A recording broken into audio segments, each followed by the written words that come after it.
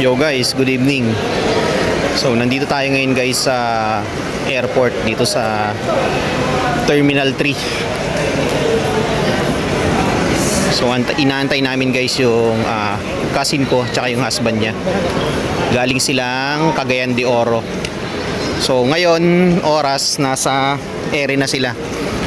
Kasi nag-message sa akin kanina yung cousin ko, pa-take off na sila eh. So antayin lang namin.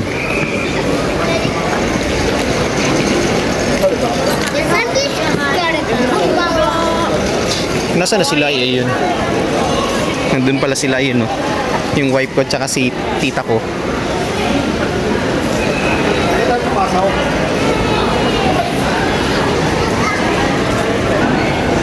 So dito namin sila guys aantayin sa domestic arrival. Ang daming mga nag-aantay guys, oh. Mabuhay.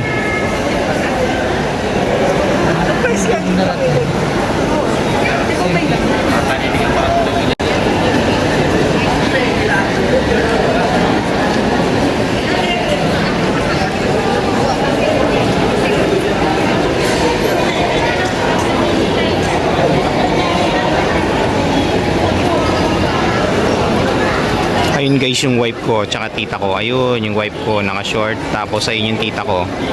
Ayun. Ayan o. Zoom ko para makita nyo. Ayan o. O ayun sila nagkukwentuhan. So again, inaantay na lang namin yung cousin ko tsaka yung husband niya na lumapag dito sa Terminal 3. So wala pa sila eh. Dito kami guys no, sa may domestic arrival. So galing sila ng Cagayan de Oro.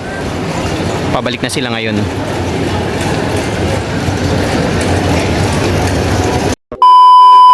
Okay guys, back to the vlog. So wala pa rin yung inaantay namin dito sa loob ng ng NAIA Terminal 3. Siguro na yun, pababa na yung yung eroplano. Kasi kanina nung umalis kami bago mag 6:15 yata or para mga ganong oras pa-take off pa lang yung yung eroplano nila dun sa Cagayan de Oro. Eh sabi sa amin huwag kaming magmadaling pumunta rito kasi nga tawag doon may luggage pa sila tapos na-delayed pa yung nila, yung flight nila. Eh di naman namin inaasahan na mapapaaga kami ng dating dito sa sa Terminal 3. Kaya inaantay na lang namin. And also ang lamig dito yan, sarap. Tapos libre pa yung yung wifi kaya antay-antay na lang namin sila. So yung wife ko tsaka yung tita ko magkakwentuhan doon sa may sa may domestic arrival. Kaya ayun, so update na lang ako sa inyo guys mamaya pagdating na nila. Okay, so muna, tipirin ko muna tong battery ng cellphone ko. Okay. 3 hours later. Can you move it along? I'm all out of time. Hindi, okay lang. Mayroon ako. Di ba, madaming dalang Ang dami niyan Busted? Ha? Ang dami. Ibang klase ang nabili namin. Tinutuo mo ba? Oy! Nandyan? Iba-iba nga ang nahanap namin eh. So, Talaga? sabi ko na, kunin na lang. Kaysa magkakulang. Kaysa magkamali. Nalibot na nga namin. Nagsabay tatlong. Nagsabay kasi tatlong apat na flight. Ay, talaga? Yo guys, good evening. So ayun, kararating lang natin dito sa bahay ngayong 9:45. Grabe. So sobrang na-delayed yung yung labas ng cousin ko tsaka husband niya sa airport dahil yung luggage nila is hindi pa na lumalabas sa conveyor. So ayun, dapat a-arrive sila ng 6:35 PM today.